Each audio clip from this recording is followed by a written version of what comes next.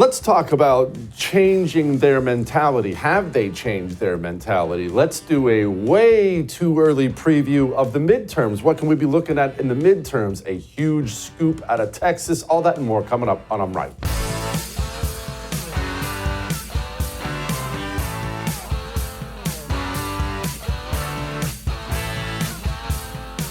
Okay, let's discuss briefly what we have going on as it pertains to the left, the communists in this country, because there's a lot of celebrating on our side right now, and that's good. You should be celebrating. You should be happy. I am celebrating. I am happy. But we do need to keep something in mind. They haven't changed. And here's why they haven't changed. They haven't changed anything they believe. They haven't changed anything they think. And they haven't changed because for them, for the American communist, remember, it is a religion. And you don't just give up your religion because you lose an election, because you're on the outs, because the poll numbers happen to look bad and the public is rejecting you. The Democrat Party, according to polling right now, is at an all-time low. All-time. As long as they've been polling parties, the Democrats are in the low 30s. They've never seen numbers like that before. Trump, 52% approval rating. For a president, that's absurd. Country loves it. The country loves Trump. The country hates Democrats. And so the firing of Joy Reid actually brought this home to me. I saw her say this. I went hard on so many issues, went hard for immigrants who've done nothing but come to this country like my parents did and try to make a life, and defended them. Or whether we've talked about what the president is doing that is subversive to the Constitution, that is injurious to our liberty, defending books that people find inconvenient, that Nicole Hannah-Jones put into our spirit, that we need to understand 1619 as the real founding of this country, whether it's talking about any of these issues, and yes, whether it's talking about Gaza. I'm not sorry. I am not sorry that I stood up for those things, because those things are of God. Here's a list of bullet points of insane things that I've said. This is me telling you I'm not sorry. And at the end, this is me attributing it to who? God. It's a religion. We are still up against religious zealots, and we have so much work to do in this next 4 years to ensure these people can never come back. And we're going to do a little midterm preview in a while, but I am curious what's going to happen during the midterms, because these people haven't learned anything about what the American people want, about the appetite the American people have for their insanity. I put something up the other day on social media, it was on Twitter. I was curious about this because I don't personally hang out with any Democrats. Sorry, I'm a partisan. I don't like Democrats. I don't hang out with them. But I know a lot of people do. And a lot of people, maybe you're in a blue area, you can't avoid it. Maybe you're married to one, right? Maybe your mom is one. Maybe your kid is one. A lot of people are in that situation where they hang out with Democrats on some level. And the question I posed was this. Have they expressed any regret at all, even any regret about arresting their political opponent? Just let's dwell on that for a moment. They arrested their political opponent, charged him with ridiculous felonies, just naked banana republic tyranny. And everyone across the globe, they still talk about what Democrats did to Donald Trump. It looked so bad, raiding Mar-a-Lago. It's awful, it was evil. And everyone with eyes can see it. And I asked, does the Democrat in your life, have they ever said anything that expressed regret about that? None. I think one guy said one thing that, well, the Mar-a-Lago raid made us look bad. Beyond that, I think there were thousands of replies. Oh, my mom's one never said a thing. My mom's one never said a thing. They're still mad I didn't get vaccinated. Not an ounce of regret at all, because they haven't given up their religion. And I don't know that they can. Speaking of Joy Reid, actually, this is a perfect example here. Rachel Maddow works for MSNBC. She works for MSNBC. MSNBC is Rachel Maddow's employer. And not only are they her employer, they pay her millions and millions of dollars. I forget what it is she makes, but it's an absurd amount of money. Don't look it up. You'll just want to bash your head off a desk. Rachel Maddow came out and said this about the Joy Reid firing. Joy is not taking a different job in the network. She is leaving the network altogether. And that is very, very, very hard to take. I do not want to lose her as a colleague here at MSNBC. And personally, I think it is a bad mistake to let her walk out the door. It is not my call, and I understand that, but that's what I think. I will tell you, it is also unnerving to see that on a network where we've got two, count them, two non-white hosts in primetime, both of our non-white hosts in primetime are losing their shows, as is Katie Fang on the weekend.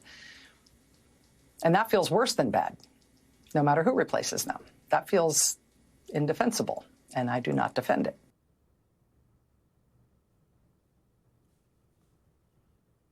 Calling her employer, and not exactly in those words, but calling her employer a racist? on the network? It'd be like me showing up here every day and trashing the first. Oh, these dirt balls at the first. What? How could you be so brazen? How could you be so dumb? She's not dumb. She's a religious zealot. And no matter what happens at MSNBC, no matter how big the paychecks are, she's still a believer, you see. And it goes way beyond, because let's move off the media crap. Joy Reid and Rachel Maddow, who gives a crap about them? We have to remember, as the Trump administration tries as hard as they possibly can to clean out the communist filth from inside the government, we have to remember there are so many of these people who are still in extreme positions of power. I realize Brown is no longer chairman of the Joint Chiefs, but keep in mind, like 5 minutes ago, this guy was the top man in the United States military. I can't fix centuries of racism in our country, nor can I fix decades of discrimination that may have impacted members of our Air Force. I'm thinking about how I can make improvements, personally, professionally, and institutionally, so that all airmen, both today and tomorrow, appreciate the value of diversity and can serve in an environment where they can reach their full potential. I want the wisdom and knowledge to lead, participate in, and listen to necessary conversations on racism, diversity, and inclusion. These people are everywhere.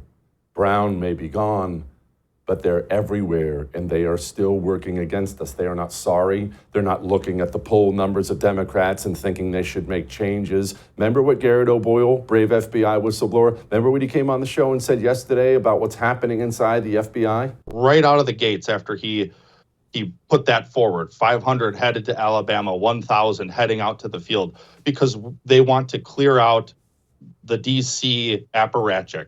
That absolutely is what needs to be done. It's a great place to start. But right away, I heard from someone who is in a position to know the details, said that these people are already trying to subvert that order. They said, oh, don't worry about it. We're going to do what we call paper transfers, and we're going to make it look like, yes, we're assigned in Alabama now or wherever else. But in reality, we're going to stay right here and continue our subversive Marxist ways.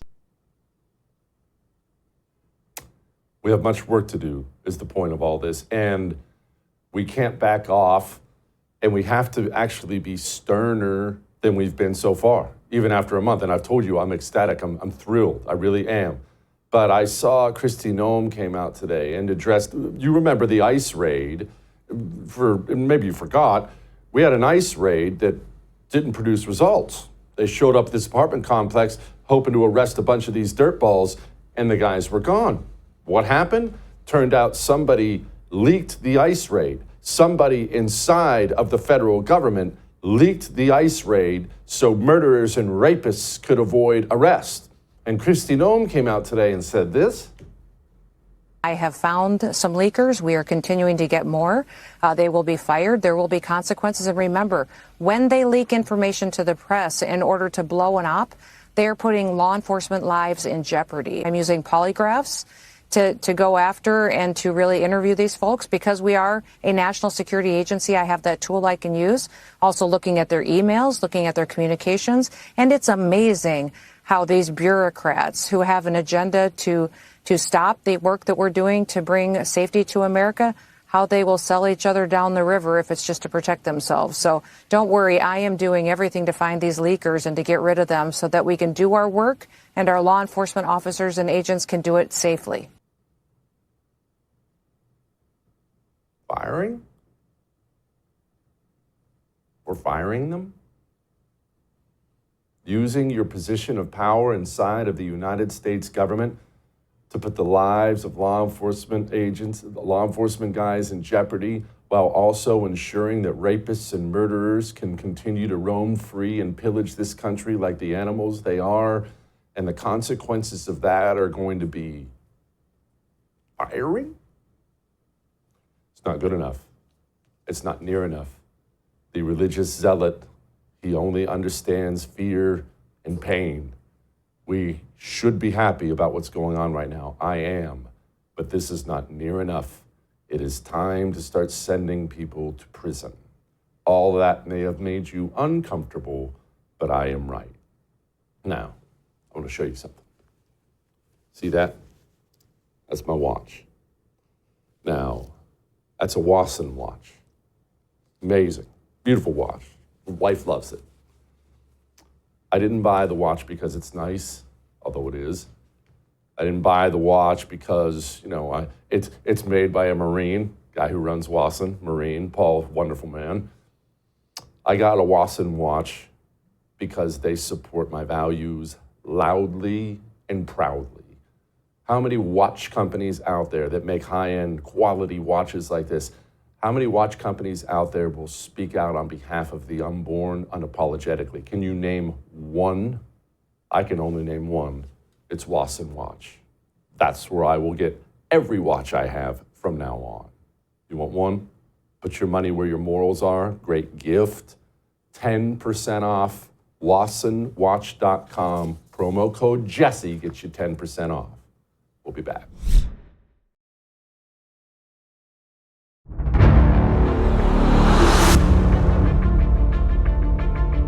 Have you ever heard of Colony Ridge? It's an interesting little spot, and it's something you definitely should have heard about. In fact, I'm assuming you're going to be hearing more about it in the coming days. Joining me now to discuss it is Spencer Lindquist, wonderful investigative reporter with the Daily Wire. Hey, Spencer, what's Colony Ridge? It sounds lovely. Colony Ridge is anything but lovely. It is a 60 square mile development just north of Houston.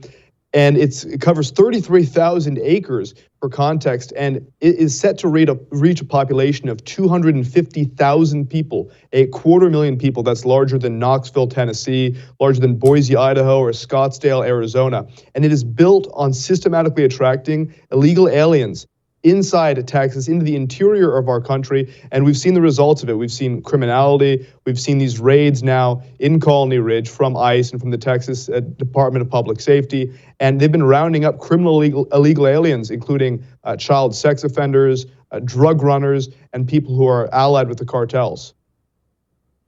Spencer, could you rewind to the very beginning and bore me with the details and explain to me how 250,000, many of whom are illegal, were able to set up a 60 square mile shop inside of the red state of Texas? How did this happen?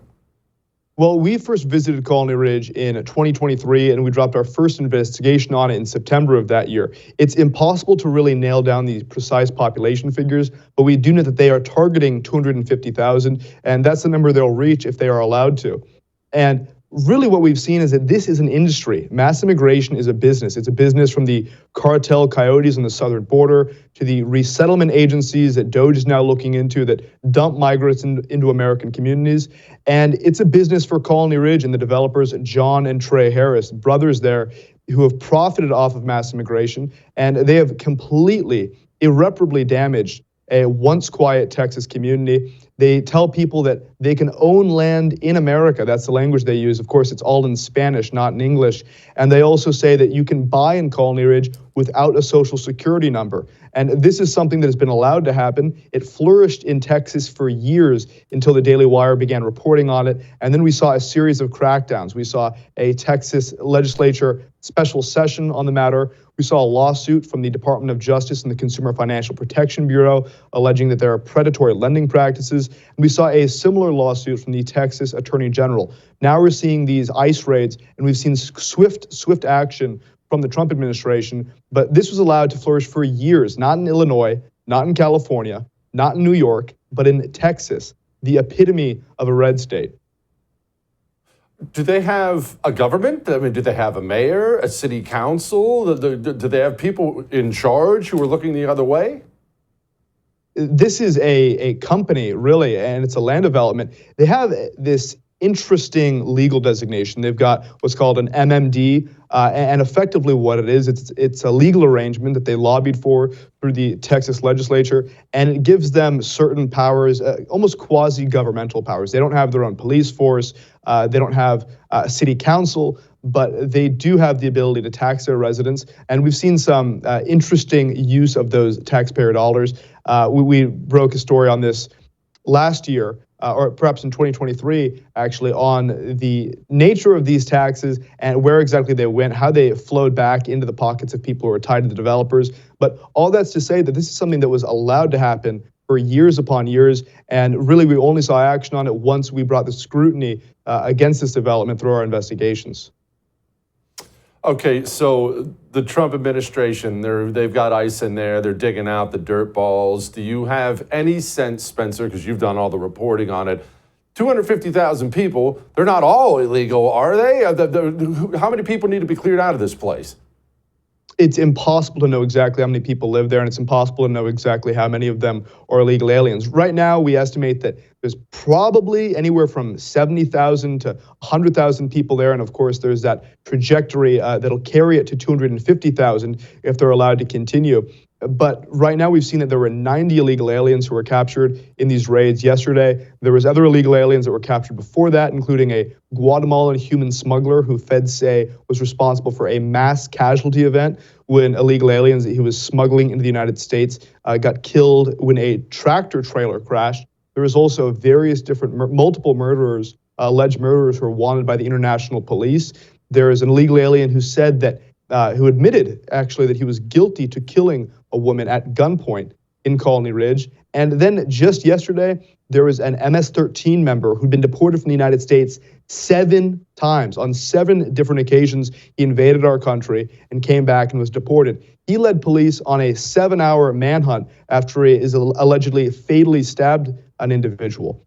It's no coincidence that these illegal aliens, many of whom were deported previously, and that they end up in Colony Ridge. The red carpet has been rolled out for criminal illegal aliens in Colony Ridge, and people have gotten rich off it, while many politicians, unfortunately, looked the other way until this was brought into the public eye through our reports. Good grief. Tom Homan was at CPAC talking tough about all this stuff. Here he was. Let me start out by saying this. If I offend anybody today, I don't give a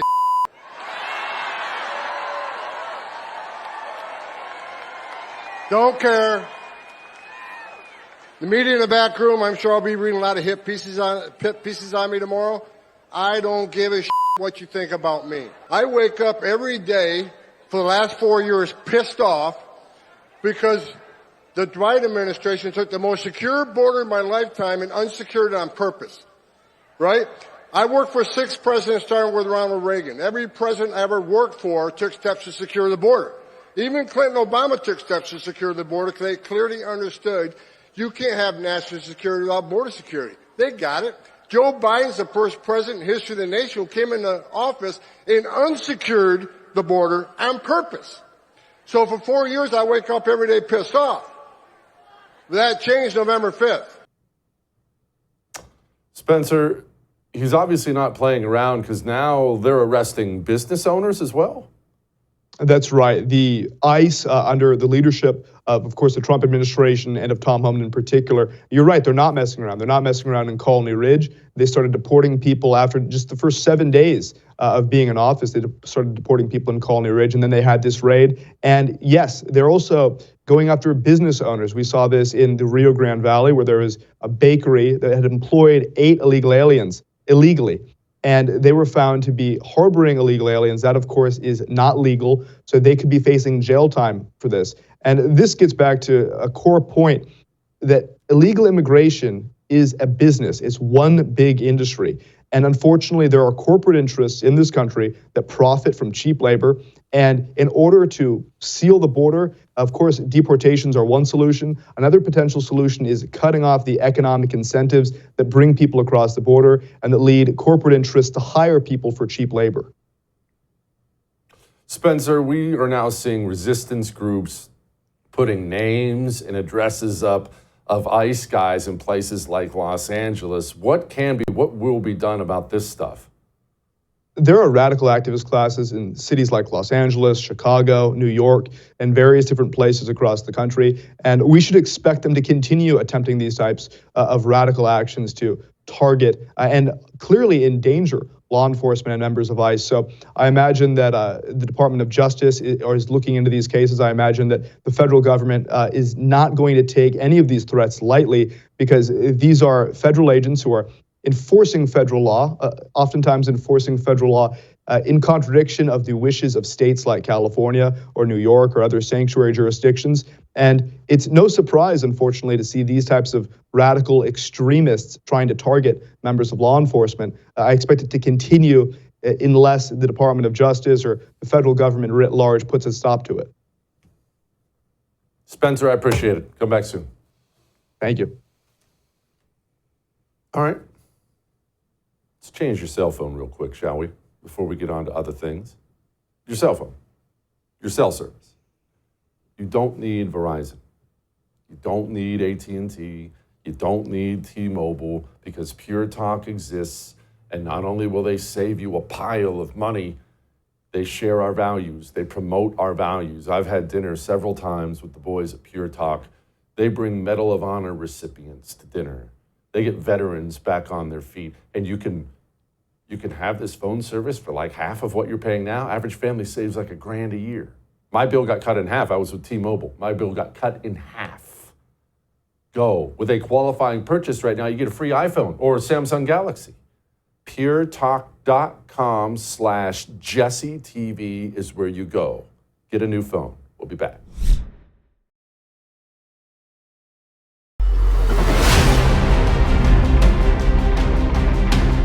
Well, all the world leaders are showing up at the White House now. Macron shows up, British PM, Sturmer, I don't know how to say his stupid British name. He's showing up on Thursday. They're all showing up to kiss the ring, kiss up Donald Trump. And look, here's what's happening right now globally. Let's just have a talk about it. Trump is attempting, again, big things. We've talked about this many times. Trump intends to do big things during his 4-year presidency. He just does. He wants to do big things. He wasn't joking about Greenland. He wasn't joking, obviously, about the Gulf of America. He wasn't joking about the Panama Canal. And he's not kidding when it comes to realigning things with trade and tariffs. He's dead serious. And when it comes to Europe, he's dead serious about that as well. The United States of America has, for decades, provided all of Europe's defense. If you ever look at the numbers, we provide about 90% of the national defense for the entire continent of Europe. It has gone one way. It has been one-sided. And Trump expressed a lot of frustration with that during his first 4 years. He was always whipping NATO. You're supposed to spend this, we're providing everything. You're supposed to spend that, we're providing everything. And now he's pressing them. And he's pressing them hard because he intends to realign that situation, a situation that has only gone one way, with American taxpayers footing the bill for the defense of socialist European countries. And let's discuss that part. There is a chance during this 4 years that we will see some kind of a realignment of American foreign policy, period. And that realignment may be difficult for you or me. I don't know what it's going to look like. It may be difficult for us to take in because it may be such a radical departure from where we've been. But let's discuss a little bit of the why when it comes to that.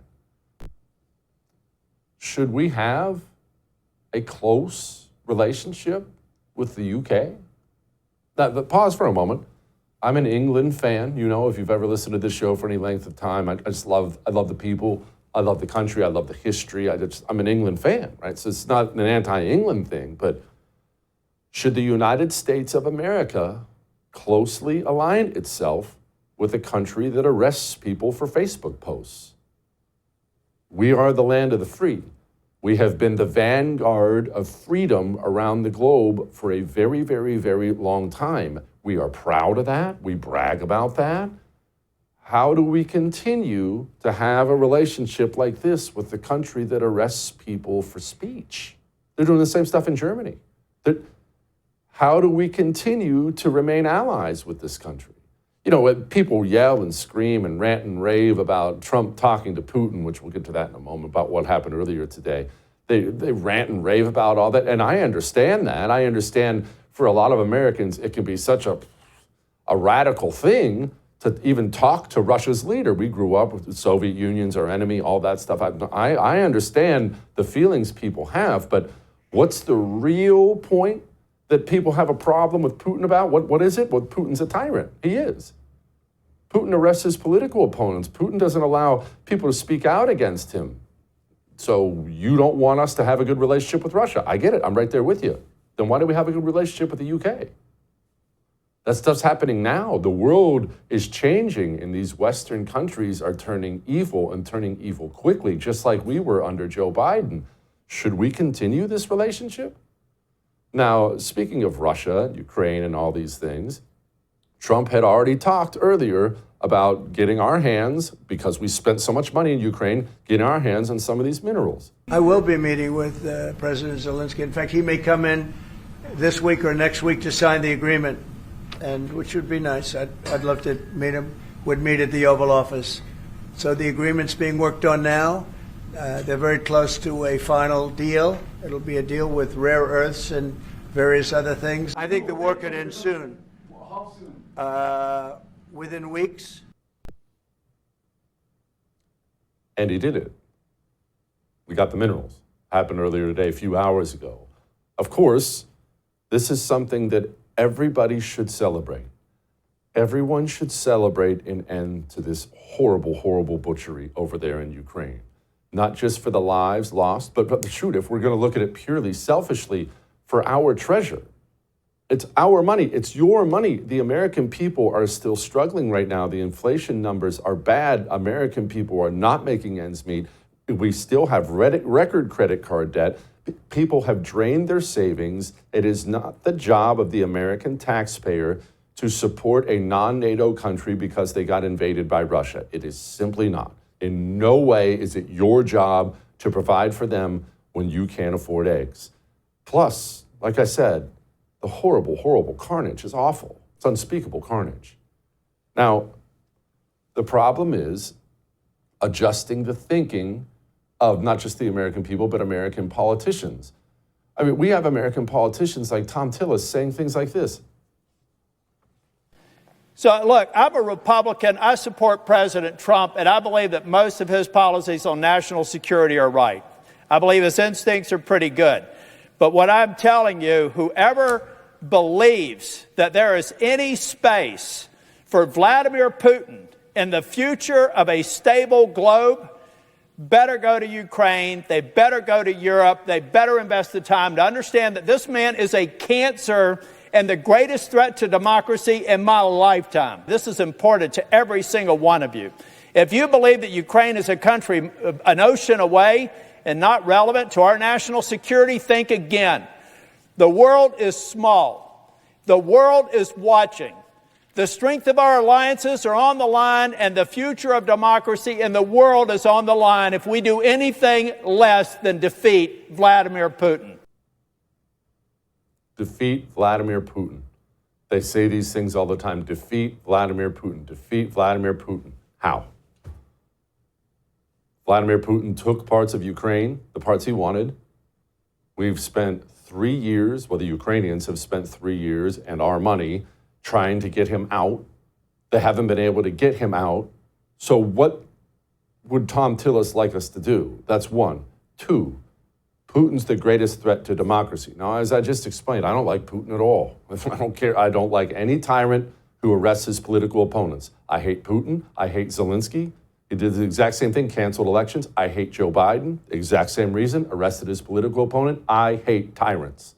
But Why is Putin a threat to our democracy? Russia has an economy that's roughly the size of Texas's economy. Their birth rate is embarrassing. They are not threatening our democracy. You could argue pretty easily the United States government over the last 4 years is a far greater threat to our democracy, even though we're not a democracy, a far greater threat to that than anything Vladimir Putin has done. But instead, we have these nutball loser senators like Wicker talking about having the guy executed. Do you think that Putin can be trusted in these negotiations? No. Putin is a war criminal and should be in jail for the rest of his life, if not executed. Freaking grief. Anyway, let's move on. Let's talk about some midterm election stuff. Before we do that, let me talk to you about getting a good night's sleep every single night. A good night's sleep just changes everything, changes your entire outlook on life. Now, how can you guarantee that? I know there's a bunch of stuff you can take to sleep. I get that. All kinds of stuff. Doctor will prescribe you with something. You could walk at any pharmacy, gas station, and give you something. But all that stuff, all of it, they all have the same thing in common. You wake up and feel like crap. Not with Dream Powder from Beam, because it's natural. It's a cup of hot chocolate, delicious hot chocolate. Mine's cinnamon chocolate. Drink it before bed. Drift off to sleep. Sleep like a little bitty baby every single night and wake up feeling good. Shopbeam.com/Jesse Kelly. We'll be back.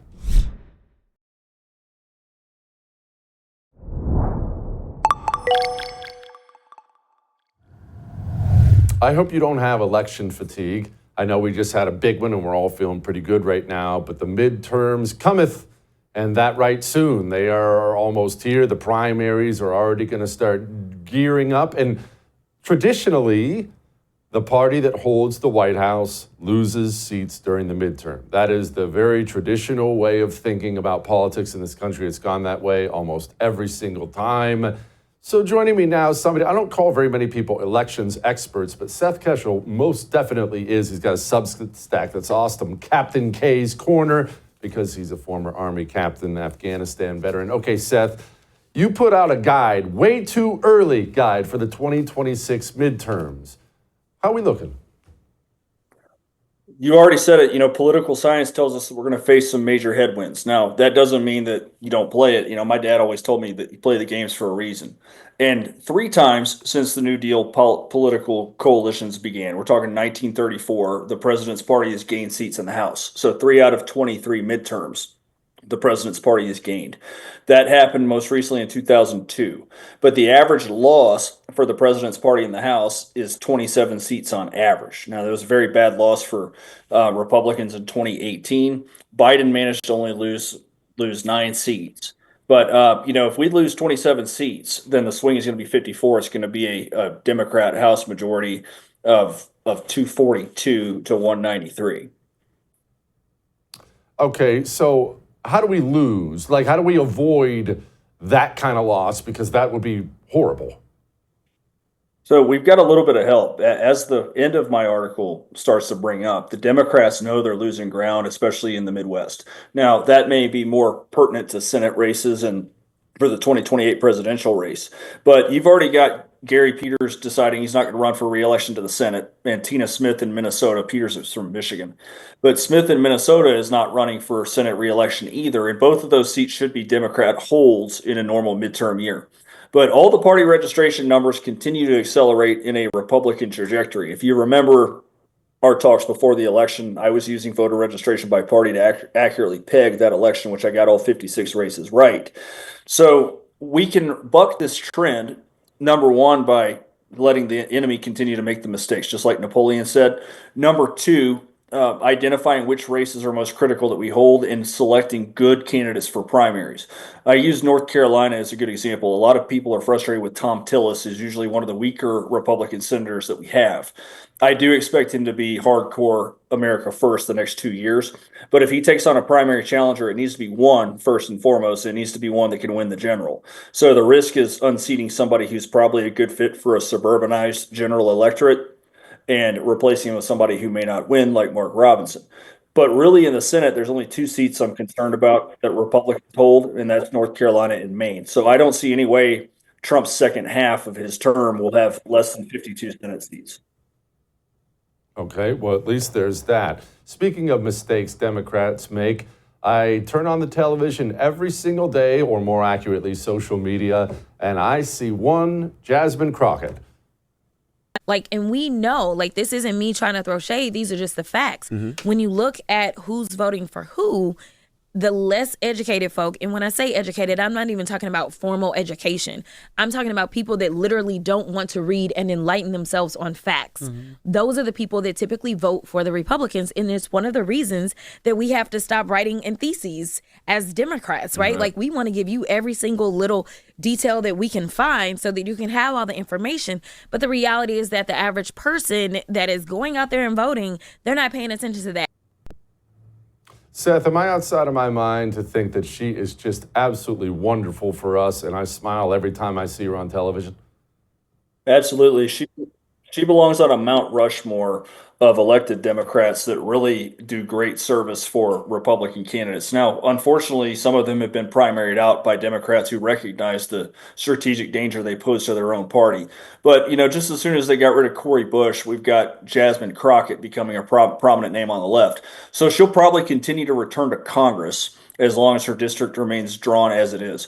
But she will also continue to drive suburbanites back to the Republican Party. She'll probably further piss off minority males who went to Republican candidate Trump in bigger numbers than they've gone probably since 1972 for Richard Nixon. So I'm with you on that we have a lot of people like that. We need to continue to give a microphone. Let's rewind a little bit, Seth, because there's something I am curious about, and I know many people are. How did we win this amazing election in November? Donald Trump even won the popular vote. It really felt like a big sweep, yet our majority in the House is not very big. Those two things don't add up for a lot of people. Can you break that down for us? Absolutely. Now, number one, we have the organic reasons why that would be so. Now, Donald Trump is one of the most famous people on the planet since the time of Christ. Now, that helps him probably get several million, 5 or 10 million votes more than a standard Republican would have gotten. And a lot of times when minorities or people that don't belong to a party start voting for a new party, that transition doesn't follow for the whole ticket. It might go at the top of the ticket. So a lot of the people that became 90s and 2000s Republicans went over for Reagan, but it took them a while to buy the whole ticket. So we have some of that going on. And that could explain some of the down ballot issues with states like New Jersey or New York, for example. But then we also have the issues with our election laws. Now, automatic voter registration, expanding vote by mail to universal, and authorizing ballot harvesting with an extended early vote period, those things go hand in hand with guaranteeing that a state will appear in blue state status. What do I mean by that? Well, you have New Hampshire is the only state that Harris won that doesn't automatically register voters. So Trump won non-automatic voter registration states 248 electoral votes to 5. So once you start corrupting the voter rolls and dishing out mail-in ballots, you have opportunity to go all the way down ballot. I think 3 or 4 Senate seats are very questionable: Wisconsin, Michigan, Nevada, and possibly even Arizona. And then you look at the U.S. House. Well, we have courts that are getting involved in redistricting, and they're going after Republican states supposedly on racial grounds. Now, we lost a seat in Alabama and another one in Louisiana. They were both solid Republican-held congressional seats, and those flipped. And then, of course, the opposite happens where nobody breaks up the gerrymanders in the blue states. And then we have the blue state redraws that are different from the past decade when Trump went into office with more than 240 House seats. So our ceiling is a lot lower than that. And then you combine the states that have reckless election laws. Some of the races like Maine, 2nd Congressional District, really stand out to me. And, of course, the seats in California that flipped in December. Honestly, any candidate claiming a seat in December should really be hesitant to celebrate that publicly. It was really an embarrassing thing. And any Republican to concede a race like that has no business even running for office. Seth, talk to me about Trump's plan or hope, the plan we hope he has for some new arrivals, Africans? So we have the Afrikaners, the South Africans. Now, not all white South Africans are Afrikaners. So we're talking about those primarily of Dutch, but also French and German ancestry who historically have controlled and owned the farmlands. They are now coming under the heavy fist of the South African government, which has passed laws that would allow the government to confiscate their farmlands without compensation. So you have the Trump administration rolling out ideas to to bring them in under refugee status. Now, I commented to your producer that this is right up your alley based on the stuff that you tweet about, because the Democrats have been big on using immigration as a political weapon. Now, you can look at Springfield, Ohio, which really backfired for them there. But in Minnesota, they've guaranteed that within a couple decades that the Somalian population that they've imported into Minneapolis will continue to produce Democrat dividends and probably keep that in the blue column long term. So this population, given that they're mostly Dutch, you can look at Western Michigan as a good example. You're probably looking at least a 3-2 Republican electorate. So if you were to bring in 2.5 million adult Afrikaners, which there's not many more than that to begin with, and turn some of those into voters, maybe 60% into voters, you could lock down certain states depending on where they go to fill in these depopulated industrial areas in northern Pennsylvania, western Michigan, or in Wisconsin. So I think that that's an example, just like Cubans, Venezuelans, and Vietnamese voters who are coming to America to flee from some sort of persecution or tyranny, of people that we should be looking to integrate if we are indeed looking at immigration merit. Who's the 2028 guy going to be? Excuse me. You think it's going to be JD? I think it's going to be Vance. You know, a lot of people were on the fence about JD Vance. I polled my audience back in the summer, and about 40% really liked him, and some people didn't like him, and other people were sort of on the fence. But I think that the answer is, you've heard people all the time when they want to debate politics, they'll say, well, I didn't vote for your guy, but I hope I vote for him to be reelected. Well, what they're saying is they hope that the next 4 years for America are good years. So I would say that if anybody other than JD Vance were the nominee in 2028, then that would suggest that these 4 years that Trump is president did not go as planned and have gone completely off kilter to where somebody else even has an opening to run for president. There is the belief that vice presidents are not successful running immediately for president, but honestly, with the exception of Harris, most of those vice presidential candidates have run a pretty solid race. Hubert Humphrey got blown up in 1968, but it was mostly because Johnson was so unpopular, he knew he couldn't stand for re-election. But I think that Vance, especially given that he'll only be 4 years into a Republican cycle of the presidency, has a very good chance. And my floor for JD Vance is 262 electoral votes. I think he's got all of Trump's 2020 states. I think he's got Georgia, and I think he's got Arizona with the suburban Republican coalitions, which means that he's already on the putting green, as far as I'm concerned, for 2028 for being elected.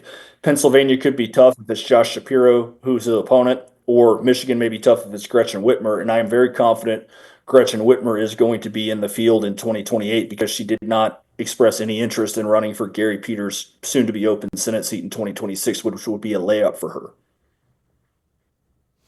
Seth, thank you, man. I appreciate it. All right. Lighten the mood. Next.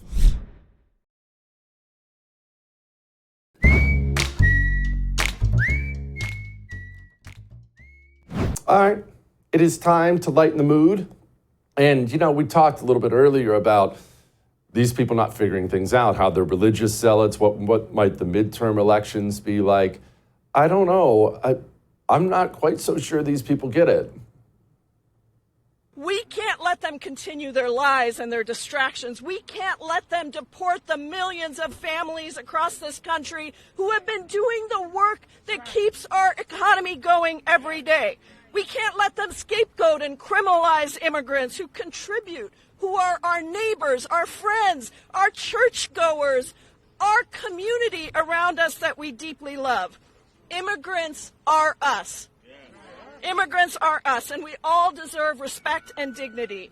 If you look at the food that's on your table, think about who picked it. If you look at your homes, think about who built them. If you look at your vulnerable elders and your kids, think about who's taking care of them. They just can't help themselves. Don't you want to keep your slaves? I'll see you tomorrow. I would thank you for coming to my YouTube channel, but I know how brilliant it is, and I know you love it here. So subscribe and watch. We're going to start really ramping things up and putting some funny stuff, some interesting stuff out there, some collaborations. Either way, my YouTube channel is officially the place to be. So stick around.